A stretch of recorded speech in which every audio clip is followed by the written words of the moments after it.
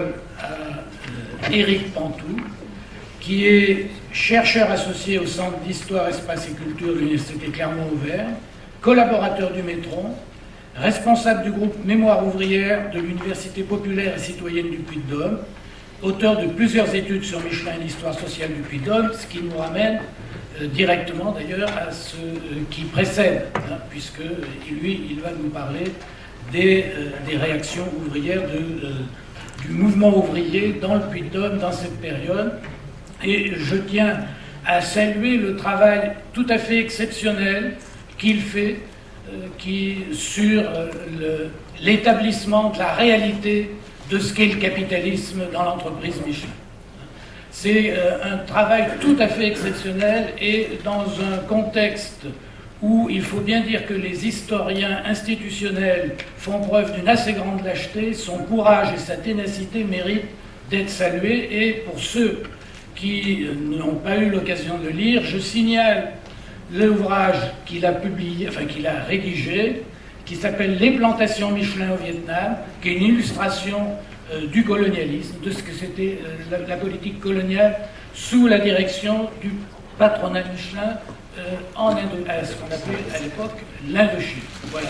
Éric, tu as la parole.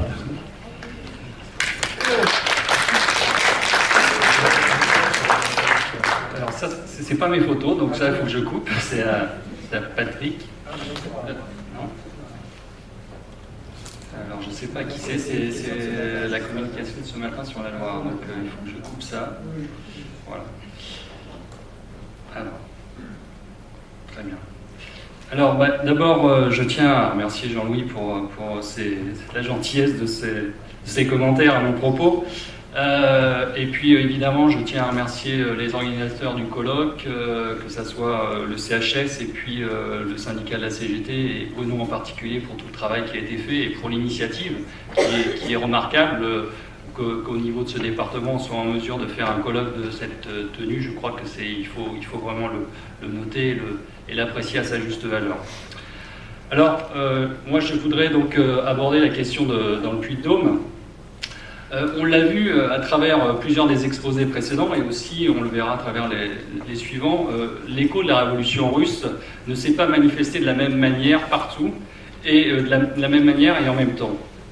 En France, l'agitation sociale avait commencé dès 1917, on l'a vu dans quelques bastions ouvriers, la Loire en particulier, mais c'est surtout en 1919 et en 1920 que le pays connaît les mouvements de grève les plus importants qu'il ait connus jusqu'alors. Le Puy-de-Dôme, qui est un département à majorité rurale, mais qui est doté de plusieurs centres industriels importants, ne déroge pas à cette situation. Il connaît lui-même des grèves et leur apogée se situe au mois de mai 1920, qui est marqué par des affrontements violents entre grévistes, forces de l'ordre et non-grévistes devant les usines Michelin, amenant le patron à fermer pour la première fois les usines, à recevoir les délégués, ce qui a marqué durablement la population. Mais le prix à payer fut très cher pour la classe ouvrière locale en raison de la répression patronale et gouvernementale qui suivit. Aussi, après avoir dressé un tableau de la situation politique et sociale du département au sortir de la guerre, je voudrais décrire plus précisément les événements de mai 1920 et je reviendrai sur la répression qui a suivi et le particularisme de Michelin qui met alors en place une véritable milice armée, préfiguration de ce qui 16 ans plus tard formera l'embryon de la Clégoule clermontoise. Alors, dans un premier temps, rapidement, puisque je voudrais quand même insister sur l'année 1920, un tableau de la situation. À la veille du premier conflit mondial, le Puy-de-Dôme est un département qui politiquement est dominé par les radicaux socialistes qui dominent notamment dans les villes, Clermont-Ferrand en particulier, et aussi donc par les socialistes, des socialistes modérés qui sont largement présents dans les campagnes et dont Alexandre Varenne est la figure principale. Dès août 1914, les socialistes clermontois et du Puy-de-Dôme, comme leurs camarades au niveau national, se rallient du jour au lendemain à l'Union nationale après avoir jusqu'au dernier moment prôné l'internationalisme et le mot d'ordre de la grève générale pour arrêter la guerre. Alexandre Varenne va symboliser ce ralliement à l'Union nationale puisque dès le début de la guerre, alors que c'est un journaliste reconnu de l'humanité, qu'il a fondé lui-même l'hebdomadaire, le mensuel socialiste du département qui s'appelait L'Ami du Peuple, en 1904, eh bien, Alexandre Varenne accepte un poste de direction pour diriger la censure politique au niveau de l'État. Alors, il sera amené à quitter cette fonction au bout d'un an en suivant les pressions de ses camarades, mais il maintiendra par contre jusqu'au bout de la guerre son vote de soutien au crédit de guerre, alors que la majorité de la Fédération socialiste ralliera la position de Longuet de reniement de l'Union nationale à partir de 1917. D'ailleurs, ça lui vaudra, Alexandre Varenne, d'être menacé d'exclusion lors d'un congrès départemental, et c'est grâce à ces hauts liens qu'il avait, son ancrage ici, qu'il réussira cette fois-ci à garder sa tête. Alors, le département, Patrick l'a dit, le département est resté calme pendant la durée du conflit. Il faut expliquer quand même que même si c'était un département de faible tradition gréviste, il y a aussi des raisons objectives aussi à ça. Il y a une forte censure qui s'exerce, par exemple les événements de la Loire. Il n'y a aucun article de la presse qui dit ce qui se passe dans la Loire, à quelques dizaines de kilomètres de là. De la même façon, il y a une surveillance policière très forte qui s'exerce, des consignes, les archives le disent bien, il y a des consignes très fortes de surveillance, notamment des ateliers d'armement. Dès qu'il y a des mouvements, des rumeurs, des mouvements d'humeur dans les usines, il y a intervention policière, et puis aussi le préfet est là pour inciter les patrons à donner tout de suite satisfaction dès qu'il y a des mouvements d'humeur par rapport à la pénurie ou par rapport aux conditions salariales. Malgré tout, il y a quand même un événement assez important. Alors, il y a une tentative de blocage d'un départ d'un train de mobilisés en 1918. Et puis, il y a aussi la sous-préfecture de Thiers qui est pillée le 30 juillet 1918 par la population locale qui protestait contre la mauvaise qualité du pain. Et c'est en rentrant dans la préfecture et en voyant des jolies miches de pain que quelqu'un va au balcon et dit « Voilà ce que mange le sous-préfet » et la préfecture est pillée dans l'heure qui suit. Et ça, évidemment, ça a aussi quand même suscité beaucoup d'inquiétudes chez les pouvoirs publics et une grande surveillance de la population thiernoise qui historiquement est réputée pour ses coups de sang comme ça depuis des décennies. Alors cette modération à l'échelle du département, elle s'explique donc pour différentes raisons. Patrick l'a dit déjà, donc la situation industrielle du département, il y a un éclatement avec les bassins miniers qui sont assez forts, hein, mais qui sont très éloignés les uns des autres. Et puis ils sont dominés par un syndicalisme très modéré. Ensuite, la coutellerie, eh bien, c'est quand même au moins 8000 salariés, mais répartis presque dans plusieurs centaines de petites entreprises. Et donc, les grandes entreprises sont favorables à l'essor des luttes et à l'essor du syndicalisme. À l'inverse, les petites entreprises sont un frein à cette mobilisation. Quant au bassin clermontois, eh bien, on sait très bien qu'il est dominé par l'industrie du caoutchouc, et aussi Patrick a évoqué l'habillement. Mais ce qui caractérise ces grands ensembles, c'est que le patronat y est férocement hostile à toute forme d'organisation et d'émancipation ouvrière. Et évidemment, Michelin en est le symbole, puisque dès l'origine, et en tout cas dès la création du syndicat des caoutchoutiers en 1898, tout syndicaliste identifié était immédiatement renvoyé. Mais Bergougnan, dans un style plus paternaliste, était aussi lui-même très hostile au syndicalisme. Alors, ce patronat, il recrute essentiellement donc, dans les populations rurales autour de Clermont, et puis plus progressivement dans le Massif central, des populations en partie influencées par le catholicisme, le respect des autorités, et donc tout ça participe d'un recrutement trié sur le volet qui doit aussi participer à la paix sociale. De la même façon, le patron systématise l'appel à la délation des fauteurs de désordre et la mise en place du carnet de participants que mon ami Jean-Pierre Cereza a eu l'amitié de m'apporter aujourd'hui. Le livret de participants créé par Michelin, c'est en fait un livret qui doit permettre à l'ouvrier de bénéficier d'un certain pourcentage des bénéfices de l'entreprise, mais la contrepartie de tout ça, c'est qu'il il est lié de façon indéfectible à l'entreprise, des chaînes de forçat, comme dit Alexandre Varenne, puisque tout renvoi devant l'entreprise, tout départ de l'entreprise lui impose de perdre ses parts et même de devoir verser jusqu'à 2000 francs de l'époque, ce qui est tout à fait impossible à rembourser par un ouvrier. Donc en fait, il était totalement lié à l'entreprise. Et ça, évidemment, c'est un élément qui a participé à la paix sociale. Au-delà donc de ces critiques ponctuelles, puisque Varenne parlait de dispositions monstrueuses à propos de ces livrets de participants, au-delà de ces critiques ponctuelles, remontant d'ailleurs à 1904, il faut donc au contraire souligner la très grande modération d'Alexandre Varenne et des leaders socialistes du département, tout comme les leaders syndicalistes d'ailleurs. Ceci donc contribua à la faiblesse des luttes sociales. Cette modération d'Alexandre Varenne, elle se manifeste aussi au moment de la question du débat sur au moment de la Révolution russe et ensuite au moment de 1920 sur l'accord sur les conditions imposées par l'internationale communiste pour rejoindre cette internationale communiste. Varenne va férocement combattre le régime mis en place par Lénine. On le voit ici à travers cet éditorial de La Montagne qu'il a créé en 1919, Super dictature, à propos du régime de Lénine.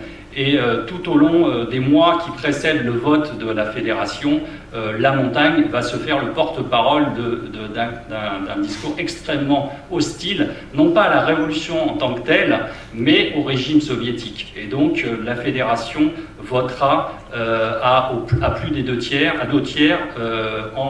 contre l'adhésion à l'internationale communiste, alors qu'au niveau national, c'est le rapport inverse qui se produit au moment du congrès de Tours.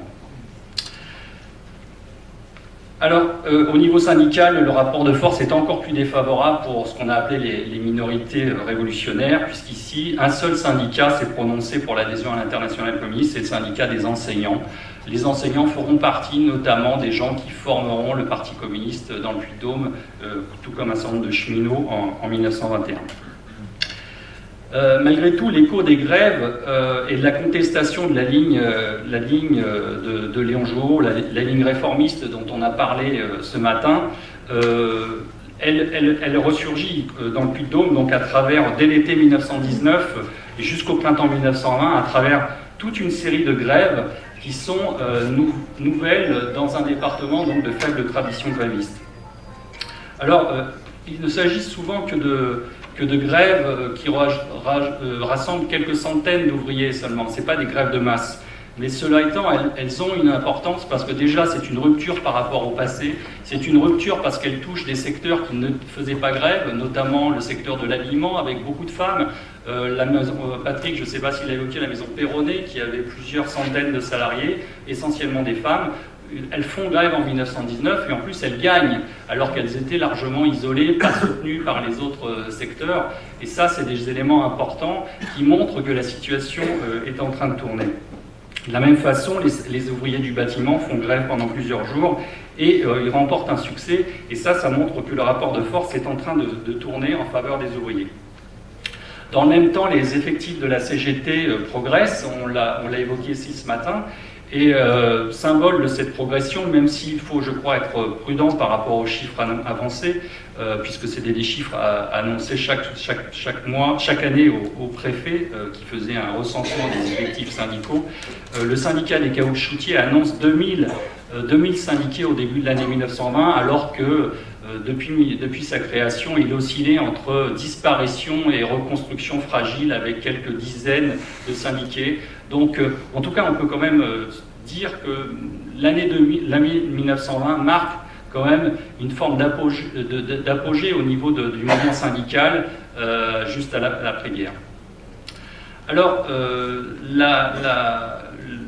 l'agitation sociale, elle va avoir son apogée donc au mois de mai 1920 dans le Puy-de-Dôme, et puis je dirais aussi au niveau national. Les comités syndicalistes révolutionnaires dont on a parlé ce matin, donc qui sont initiés par la minorité révolutionnaire favorable à la révolution bolchevique, entendent déclencher une grève générale dite par palier. Donc chaque grand secteur de l'économie devant partir en grève les uns après les autres et faire monter la pression sur le gouvernement. Localement, donc, le syndicat des caoutchoutiers s'est adressé à la veille du 1er mai pour demander au patron de chômer ce jour du 1er mai, puisque le 1er mai n'est pas à cette époque-là un jour férié, et donc ils ont demandé au patron de fermer. Tous ont accepté, à l'exception notable, devinez qui, de Michelin. Michelin donc refuse de fermer alors que l'ensemble des usines de Clermont-Ferrand, l'ensemble des commerces sont fermés, et donc malgré cela, le 1er mai fut un succès jusqu'alors sans précédent à Clermont-Ferrand, avec entre 7 000 et 10 000 ouvriers dans les rues en train de manifester. Mais l'ouverture de Michelin a été vécue comme une provocation, un défi par la classe ouvrière. Et ceci explique en grande partie la détermination des ouvriers dans les jours et les heures qui vont suivre. Dès ce 1er mai déjà, alors que les dirigeants syndicaux s'étaient engagés auprès du maire, qui avait été très insistant à ce niveau-là, c'est les archives qui le disent, qui s'étaient engagés à ne pas passer devant les usines Michelin, eh bien, un cortège de 300 à 400 ouvriers se dirige devant les usines Michelin au moment de l'entrée de 13h et essaye de bloquer l'entrée de 13h. Des altercations ont lieu, quelques coups ont lieu, Michelin se plaint le lendemain d'avoir eu 15 blessés parmi son personnel. Toujours est-il que donc la situation est très tendue et que le commissaire demande à Michelin, pour la première fois, d'accueillir les délégués syndicaux des métaux et des caoutchoutiers. Alors Michelin refuse de fermer l'usine alors que les délégués lui disaient qu'il ne pouvait répondre de rien si l'usine n'était pas fermée. Il refuse de fermer l'usine, mais malgré tout, il concède de ne pas autoriser l'ouverture de l'usine, la rentrée de 21h. Donc, le calme revient ce jour-là du 1er mai. Alors, l'après-midi, une assemblée générale a lieu, et cette assemblée générale elle doit se prononcer par rapport à l'appel lancé par la Fédération des caoutchoutiers, un appel à la grève générale qui devait être lancé à partir du surlendemain. Alors, l'appel est adopté par environ 500 ouvriers présents lors de l'Assemblée générale. Et lors de cette Assemblée générale, l'un des délégués considère que déjà, le fait d'avoir été reçu pour la première fois par Michelin était une victoire pour les ouvriers et aussi le signe d'un changement du rapport de force. Alors il faut être conscient que les pouvoirs publics ont été très attentifs par rapport à cette situation. Et que moins d'une heure après le vote de l'Assemblée générale, dans le bureau du maire étaient réunis le maire, le préfet, le général de la place militaire de Clermont-Ferrand pour préparer le plan de bataille pour le lendemain. Et ce plan de bataille de le lendemain, c'est la mobilisation de l'ensemble des garnisons de Clermont-Ferrand, des centaines d'hommes en armes, et c'est le maire et le secrétaire général de la préfecture qui sont présents dès 4h du matin, une heure même avant l'entrée des usines Michelin, qui sont devant les usines Michelin pour faire le service d'ordre, pour veiller au calme devant l'entrée de l'usine. Alors, il faut aussi savoir que la pression a été mise par Michelin lui-même auprès des pouvoirs publics, puisque entre le 2 et le 3 mai, Michelin va multiplier les télégrammes, ça ils sont présents aussi aux archives départementales, pour accentuer la pression, arguant du fait que, selon ses propres renseignements, les ouvriers voudraient, je cite, imposer la terreur, je cite, utiliser des grenades, et qu'un groupe de métallos de Lyon arriverait en renfort. Alors, aucun de ces éléments, évidemment, ne s'est confirmé. En tout cas, la pression, elle est mise par un patron qui, Patrick l'a rappelé, quand même, d'une entreprise qui a acquis une importance considérable, notamment par son rôle au niveau de l'industrie de guerre, et qui a pris un pouvoir politique extrêmement fort dès cette époque. Alors, le matin même du 3 mai, il y a donc... la situation est relativement calme, il y a pas mal de grévistes, il y a 1500 grévistes répartis équitablement entre Michelin, Tourillon et Bergougnan, mais la situation est relativement calme. Cela étant, Tourillon, qui est une usine à Chamanières, le patron décide de fermer parce qu'il y a 90% des ouvriers qui sont essentiellement des ouvrières qui sont en grève. Et ceux qui ne sont pas en grève, celles qui sont entrées, eh bien, les ouvriers qui étaient non pas venus pour les bloquer juste à côté des usines, mais à quelques centaines de mètres tout autour, ont réussi à les convaincre, et elles le disent, certaines, elles se sentent menacées si elles ne sortent pas de l'usine. Et donc le patron, voyant la peur de leurs ouvrières, décide de fermer l'usine à midi. Par contre, le reste de l'industrie ne bouge pas. Alors que le syndicat des métaux, des produits chimiques, du bâtiment, la veille, s'était déclaré en Assemblée Générale prêt à faire cause commune, je cite, non pour une question de salaire, mais pour contribuer à la révolution. Peu avant 13h, c'est la rentrée de 13h donc chez Michelin, et là, la situation brusquement évolue, elle se tend terriblement. Des centaines d'ouvriers, de grévistes, arrivent parfois par petits groupes, mais aussi par un groupe de plusieurs centaines. Et donc c'est plus d'1 millier de grévistes qui arrivent sur la place, l'immense place des Carmes, devant les usines Michelin. Voilà, alors je vais essayer de vous montrer peut-être des choses plus... Je ne sais pas si je ne suis pas doué pour les... Je voudrais mettre ça en pleine page, mais affichage ici, peut-être. Merci. Donc, devant l'immense place des Carmes, eh bien, plus d'1 millier d'ouvriers arrivent pour donc essayer de convaincre les non-grévistes de ne pas prendre le travail. Alors, n'y parvenant pas, hein, pour la plupart, il faut le reconnaître, ils protestent, les interpellent, les insultent, on va dire, pour certains, ils tentent de les bloquer physiquement, et des premiers coups sont échangés. Alors, les protestations redoublent au moment où les ouvriers découvrent un photographe sur les toits de l'usine en train de photographier les manifestants. Il faut savoir que ces photos, elles serviront dans les jours et les mois qui viennent à identifier les grévistes et ensuite à les licencier. Je connais personnellement une jeune étudiante qui a travaillé avec moi à la bibliothèque, qui a classé il y a quelques années les photos de cette époque-là. Donc ces photos, elles existent, je crois, encore chez Michelin. En tout cas, donc, un photographe, non seulement il est sur les toits, il photographie, mais en plus, apparemment, il fait les rapports de police le disent eux-mêmes, il fait des gestes de provocation à l'égard des grévistes.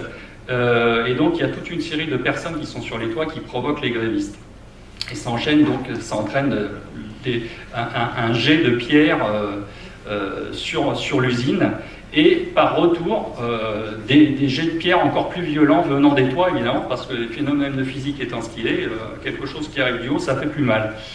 Bref, la situation donc est extrêmement tendue, et à ce moment-là, un groupe de grévistes essaye de rentrer de force dans l'usine avec les non-grévistes. C'est à ce moment-là que donc les portes se ferment, ils essayent de grimper, ils se font frapper dessus, il y a des affrontements violents. Le maire réussit à s'interposer et à faire retrouver le calme pendant quelques secondes. Et c'est à ce moment précis, alors oui, j'ai oublié d'évoquer quand même, c'est important, à ce moment-là, c'est un classique aussi chez Michelin, de 1901 jusqu'à sans doute l'après-guerre, 36 en tout cas, l'utilisation des pompiers, et notamment donc des lances à incendie avec de la vapeur brûlante pour interdire l'accès à l'entreprise. Et ça, l'utilisation de ces vapeurs a déjà commencé à susciter vraiment une réaction encore plus violente des ouvriers. Et la réaction est encore plus violente au moment où, donc, après avoir brisé les vitres à coups de cailloux, ils reçoivent de l'intérieur de l'usine encore une série de cailloux. Et à ce moment-là, donc, la situation devient largement incontrôlée par l'ensemble des forces de l'ordre. Et vraiment, pendant plus d'1 heure, des affrontements vont avoir lieu. C'est à ce moment-là que le maire fait appel à la troupe qui était dans ce qu'on appelle la manutention, un bâtiment qui est aujourd'hui, qui correspond au haut de la rue des Jacobins, donc à quelques centaines de mètres de la place des Carmes. Et un premier peloton de 25 gardes à cheval et sabre au clair arrive sur la place au galop, vous imaginez. Et malgré tout, eh bien, l'ensemble, ils sont accueillis à coups de cailloux, à coups de bois, puisque des bancs sont démantelés, Un chantier sert à récupérer du charbon, des cailloux, et donc il y a un affrontement très violent, et ce groupe de 25 hommes à cheval est incapable de maintenir le calme, et donc on fait appel à un deuxième groupe de peloton de 25 hommes à cheval, et un peloton d'artilleurs de 60 hommes qui arrivent avec baïonnettes au canon. Et donc, malgré tout, ils sont accueillis à mort les officiers et les gradés, et aussi par des cailloux. Alors, ce qui évita, à mon avis, une répression beaucoup plus violente et des morts, comme on a pu le voir à d'autres moments, c'est que étaient mélangés sur cette place immense, à la fois donc plus d'un millier de grévistes, mais aussi des centaines et des centaines de non-grévistes, et aussi des curieux qui étaient là. Et donc, la police, et ça le général le dit dans des rapports qui sont présents aux archives départementales, il avait donné des consignes d'extrême prudence par rapport à la réaction des forces de l'ordre. Alors le fait marquant de cette journée, c'est cette combativité des ouvriers face à l'envoi des troupes aussi impressionnante. Il faut noter la présence de jeunes et de femmes parmi les manifestants les plus actifs, et c'est je crois un signe de cette combativité qui est symbolisé aussi par le fait que 25 hommes et 29 chevaux sont blessés parmi les militaires, ce qui est quand même pas tout à fait négligeable. Déjà ? Ah ouais ? C'est vrai ? Non. Moi, parce que j'ai commencé avec 10 minutes de retard quand même. Hein, donc, je ne crois pas que je sois une demi-heure. Ah, non, mais j'ai demandé un quart d'heure, mais j'avais demandé à voir plus long. C'est une négociation en direct devant les médias. Alors, écoutez, je suis désolé. Alors, je vais être obligé de conclure, alors presque. Hein, donc, bon, alors c'est un peu frustrant, mais bon. Non, mais je ne pensais pas avoir été si long. Alors, je voulais juste dire que donc il y a des choses que je couperai, c'est pas grave. Hein. Les délégués syndicaux sont reçus une deuxième fois par Michelin, alors qui acceptent non pas de fermer comme il leur demandait, mais finalement il accepte de ne pas rouvrir encore à 21h, le classique, et il décide de fermer l'usine jusqu'à nouvel ordre le soir même. Alors, on pourrait dire c'est une victoire ouvrière, mais aussi on pourrait dire, moi de mon point de vue, c'est une tentative de ce qu'on appelle le lockout, c'est-à-dire on ferme l'usine, on brise la grève et on embauche aux conditions imposées par le patron.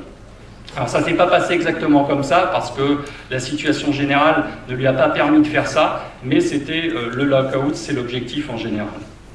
Alors, bon, je vais être obligé de faire rapide, mais la situation, donc, Clermont-Ferrand fait la une des journaux, le lendemain on parle de situation révolutionnaire, on a parlé des rumeurs, ont couru dans toute la ville, on a parlé de mitrailleuses sur les toits des usines, d'ouvriers qui auraient riposté à coups de revolver et de grenades, des soldats seraient morts. Voilà, donc il y a vraiment une situation extrêmement confuse et tendue. Donc il y a une campagne de xénophobe aussi très forte avec un Algérien qui va être battu à mort dans les jours qui ont suivi, parce que justement on avait, la presse de droite notamment avait pointé le fait que les manifestants étaient notamment des étrangers, des coloniaux, des Espagnols et des Kabyles. Et cette situation va donc se retourner pour l'un d'eux. Alors, la grève décrétée va être un échec au niveau du caoutchouc.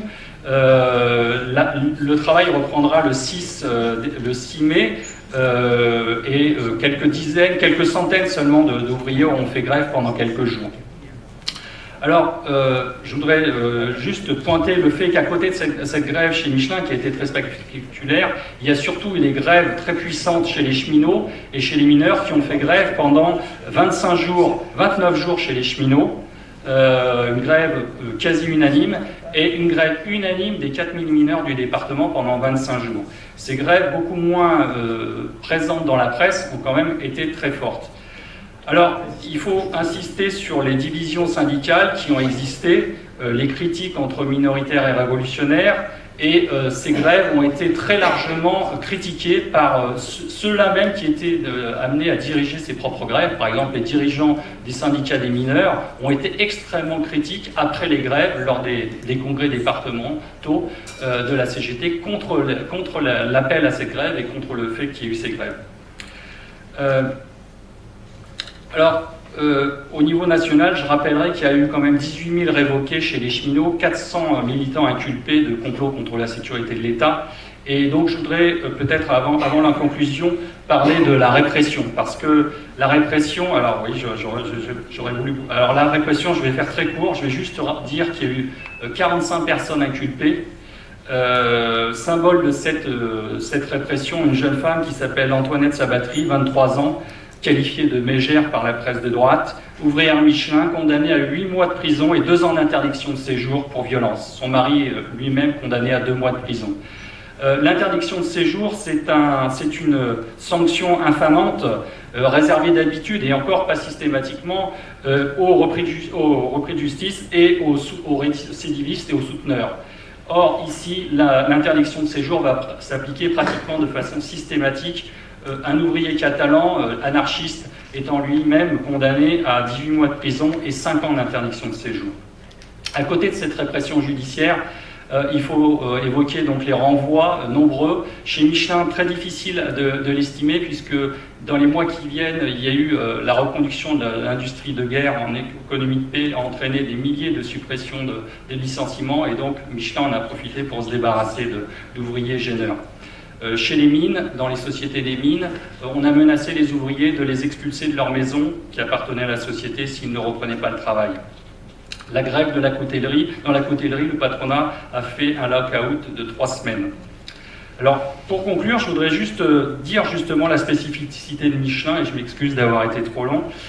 Michelin a été à l'initiative, ça existait au niveau de l'État dès 1920, l'initiative de créer de ce qu'ils appelaient l'union civique. C'était des structures réunissant des volontaires chargés de remplacer les grévistes et notamment les cheminots pour faire fonctionner les services publics. Un décret du 17 mai 1920 autorisa donc la création de ces structures. Et à Clermont-Ferrand, dès le 12 février 1920, il y a eu une réunion à la préfecture avec Michelin, les autres patrons, le général, pour envisager la création de ces structures. Au soir du 3 mai de ces incidents, Michelin appelle lui-même ses ouvriers à collaborer au maintien de l'ordre, et il propose donc au préfet de mettre en place une telle garde volontaire. Mais en fait, ce fut un échec au niveau du département, le préfet reconnaissant dans un rapport que personne ne voulait être cogné. Et donc, effectivement, les volontaires n'étaient pas très nombreux.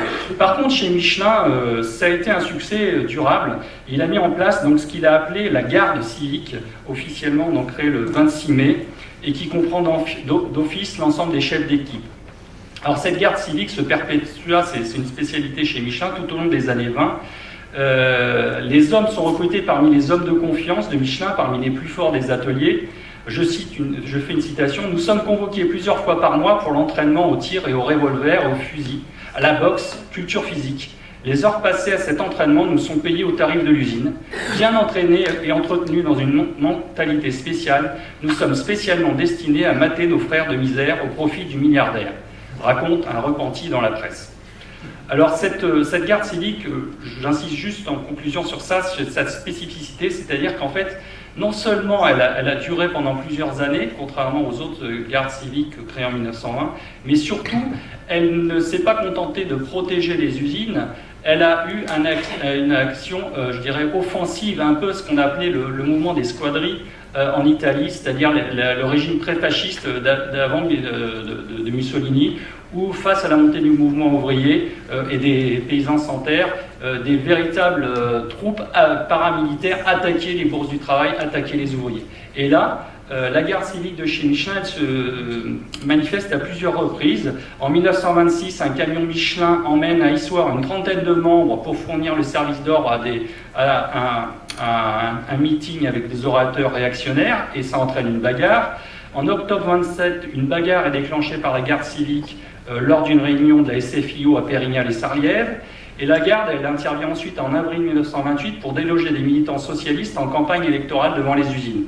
Vous voyez quelques exemples quand même assez marquants et qui sont, sur ce que j'ai étudié de cette question, un fait unique en France. Et dernier avatar de cette garde civique, c'est la constitution, en moment des grèves à préoccupation de juin 1936, la constitution d'un groupe d'autodéfense de plus de 200 hommes qui seront armés et financés par le Pierre Michelin, le fils d'Édouard Michelin, et qui lui-même financera la cagoule. Et ça sera donc la conclusion, je dirais, de l'avènement de la traduction de cette garde civique créée en 1920. Alors, dernière chose, peut-être une citation quand même sur la peur qu'a suscité 1920 dans la population locale, et notamment donc la bourgeoisie et les milieux intellectuels. Je vais faire une citation du doyen de Georges Dédevis du Désert, parce que ça me rappelle un peu, on dirait un peu du Macron, donc je trouve que cette citation, elle mérite. À propos donc de ces manifestants, il écrit, donc c'est un manuscrit qui est à la Bibliothèque du patrimoine, consultable par tous. C'est la coalition des médiocres, des ratés, des paresseux, des jaloux et des haineux contre ceux qui savent, qui travaillent et qui réussissent. Voilà. Je crois que c'est peut-être la meilleure conclusion. C'est peut-être la meilleure conclusion que je peux faire en m'excusant d'avoir été un peu plus long que prévu.